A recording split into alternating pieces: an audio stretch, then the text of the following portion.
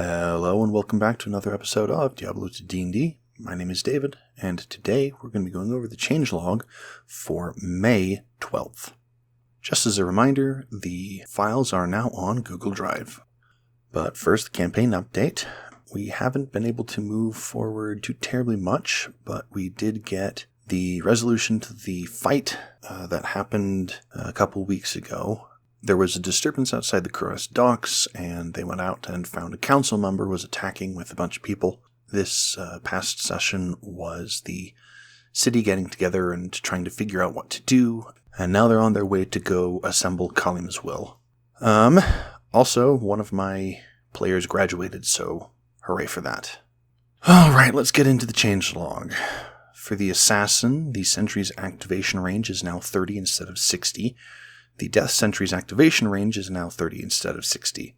This is a way to, 1, nerf it, and 2, put a bit more risk into putting it on automatic mode. Especially if you have it with the line is 5 feet wide and 30 feet long. The sentry can target anybody within 30 feet, which means that now that you're in there, it's a bit more of a risk.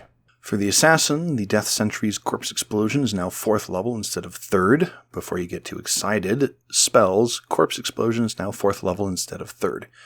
I know this was compared to Fireball, but going off of the monster's hit dice means that it could do some serious damage, so I bumped up corpse explosion to fit. Possibly push it to 5th level, but it's definitely not a 3rd level spell. Alright, for the Druid, Hurricane's damage is now 2d6 instead of 4d6, and Tornado's damage is now 3d6 instead of 6d6. I was looking at some of the spells around that same level and realized that was pretty darn powerful, so there's a massive nerf to it. For the Necromancer only gains a new curse at 5th level, but can replace one they know at each level up. I have been considering doing this for a while now, just giving them 2 curses instead of 5, just so that you can kind of mix and match. Instead of picking the best one from each level, you're forced into deciding which one you want to keep.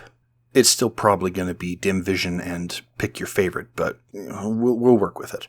For the Sorceress, Thunderstorm's modification of Call Lightning now removes the ability to use an action to call down lightning, and Thunderstorm's modification of Call Lightning now only work when you use the ability instead of any time you cast it.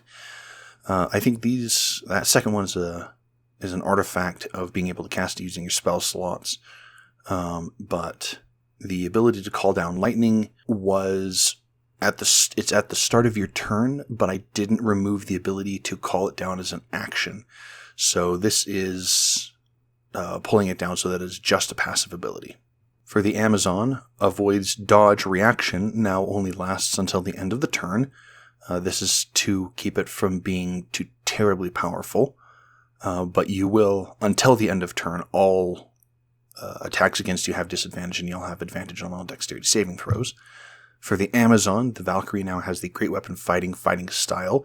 This is kind of supposed to be a nerfed version of the Amazon herself, so giving the Valkyrie a fighting style kind of feeds into the coolness factor, and also it's a 20th level ability. You can do it once per long rest, so yeah, sure, why not? And then for the Necromancer, a couple of nerfs to the Bone Necromancer. Bone Spear can now be used only twice per short or long rest instead of unlimited times. Bone Wall can now be used only twice per long rest instead of unlimited times. Bone Wall's DC is now set by your spell save DC instead of a flat DC 15. And Bone Spirit can now be used only once per long rest instead of unlimited times. This is the thing that my player has been giving me feedback on, is that you just need to have some limited number of uses. Something that I hadn't done, but now it's there and we'll work with it. Deciding how many times per long or short rest you can use it is really up in the air. But I think I'll start with using that for right now. It's kind of awkward because they have different number of charges and shorter long rest, but yeah, we'll work with it. Anyway, I think that is going to be it for this week. you can contact me at XenosFan2, that is XENOZFAN2, on Blue Sky and Reddit. And you can contact the channel directly at Diablo TODND on Blue Sky and YouTube. Thank you much for watching, and I will see you in the next one. Have a good whatever.